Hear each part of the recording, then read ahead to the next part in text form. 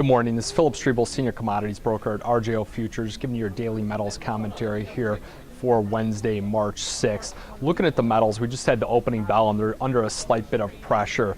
Earlier this morning, we had ADP payroll number come out. They're expecting a real wide range on it, like 140 up to 180, and it actually coming at 198, so a little bit better than expected. A lot of people are thinking that the economy's doing a little bit better.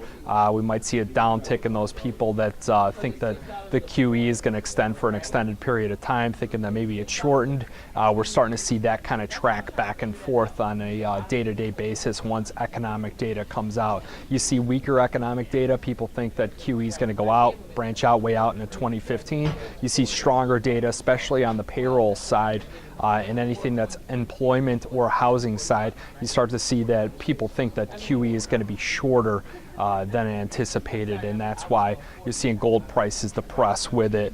Looking at a couple things here with gold, you got key level support at 1554. That was our low here in February, and then your key level resistance is 1586. We keep trading like in this range. If you look at the candles, they're actually quite narrow. You've got some long wicks on them, but they end up flatlining right in the middle most of the days. We need that key for the bulls to get over 1586, a close up in that range, and then it being well received by Asia and an extension on upwards through 1600. That's the only way to get that bull momentum going technically on the charts. On the downside, that 1554, 1526, if we start breaking onto those levels, you're going to see speculators start to give up on their positions, and it may cause some liquidation. The only thing that I could say with lower prices is it has attracted physical buyers into the market. We saw South Korea come out.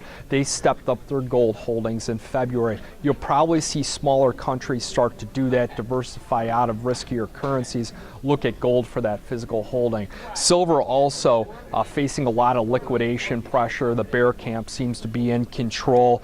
You got COMEX silver stocks at the highest level in 1997. A lot of people are conspiracy theorists about the COMEX and their holdings, but they did report that they do have the highest level. Whether or not it's it's physically there or not, that's a whole nother basket to talk about. But support level on silver 28.26, your resistance 29.09. We need again that close over 29 in order to propel ourselves up to 30. 30 is going to be a stiff line in the sand, and I think a very, very difficult hurdle to get over at the moment. Now, I think your better performing metals right now are clearly your base metals, specifically platinum and palladium.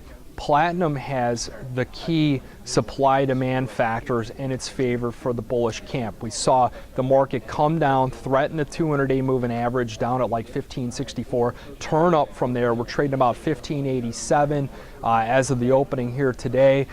We got to get back over that 16 level, and then I think that you could start to see platinum start to build some steam. You watch that platinum gold ratio spread. You're going to start to see that thing widen out again, and I think platinum is going to gain on the gold market. Now copper, that's a very disappointing metal right now also. You've got a lot of problems with the housing market over in China, a lot of government interference in the market.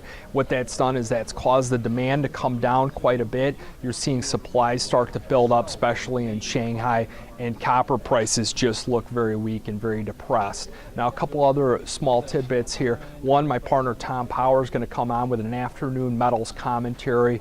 He works on the same trade desk as me. Second thing is I'll be on Bloomberg tomorrow at 12:30 covering the metals. It's 12:30 Central. I'm going to cover the gold market and also the platinum market. And then also, if you're interested in a 2013 metals outlook, I could send that out to you. Just give me an email or a call at 1-800-438-4805. Remember that futures and option trading does involve risk of loss, and it may not be suitable to all investors. Good luck and good trading.